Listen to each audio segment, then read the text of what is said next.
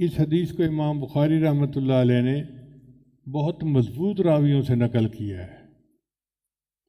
حدثنا احمد بن اشکاب، مصریوں نے اس کو شکیب بھی پڑھا ہے،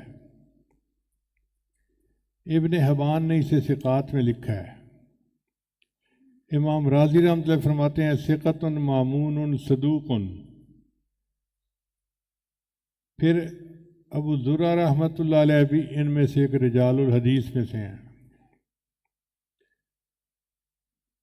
یہ اتنے بڑے صاحب حدیث تھے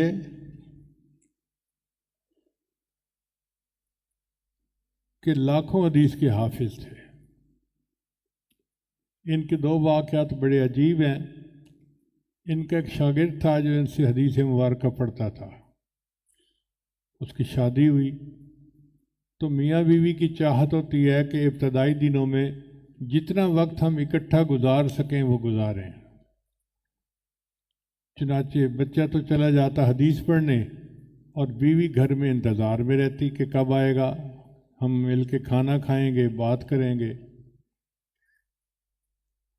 ایک دفعہ اس بچے کو آنے میں دیر ہو گئی تو بیوی غصے میں تھی۔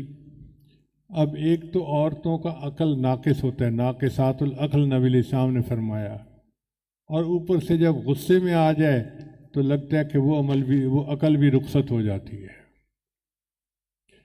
چنانچہ وہ آیا تو وہ شروع ہو گئی، تم چلے جاتے ہو، تمہارے لیے تو پیچھے والے مر جاتے ہیں، تمہیں کوئی پرواہ نہیں۔ جو گانے گاتی ہیں بیویاں، اس نے وہی گانا شروع کر دیا۔ اس نے کہا اللہ کی بندی، میں نے دوستوں میں وقت نہیں گزارا، میں حدیث پڑھنے کے لیے مسجد میں تھا۔ اب وہ غصے میں تھی تو اس نے کہا کہ تمہارے استاد کو کچھ نہیں آتا، تم کیا پڑھو گے اس سے؟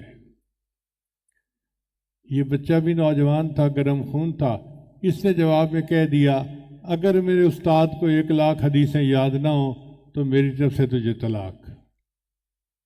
اب رات تو گزر گئی، جب صبح دونوں کے دماغ ٹھنڈے ہوئے تو بیوی نے پوچھا کہ بتائیں کیا طلاق واقع ہوئی یا نہیں ہوئی؟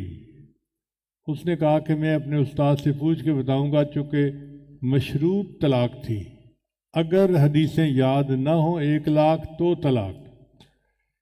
چنانچہ وہ بچہ ابو زرع رحمۃ اللہ کے پاس آیا اور آ کر کہنے لگا کہ حضرت میں یہ سیاہ کارنامہ کر کے آ گیا ہوں۔ حضرت سن کر مسکرائے اور فرمانے لگے جاؤ تم میاں بیوی بن کر رہو، 1,00,000 حدیثیں مجھے اس طرح یاد ہیں جس طرح لوگوں کو سورہ فاتحہ یاد ہوتی ہے۔ 1,00,000 حدیثیں مجھے اس طرح یاد ہیں جس طرح لوگوں کو سورہ فاتحہ یاد ہوتی ہے۔ اور دوسرا ان کا واقعہ اور بھی عجیب ہے۔ ان کے اوپر جب آخری وقت تھا تو شاگرد قریب تھے، اب شاگرد چاہتے تھے کہ ان کو کلمے کی تلقین کریں، مگر ادب مانے تھا کہ جس شخصیت نے ہمیں ساری زندگی اللہ کے بارے میں بتایا پڑھایا، ہم اس کو کیسے یاد کروائیں؟ تو پھر ان کے دل میں خیال آیا کہ کیوں نہ ہم وہ حدیث ان کے سامنے تلاوت کریں تو خود بخود تلقین بھی ہو جائے گی۔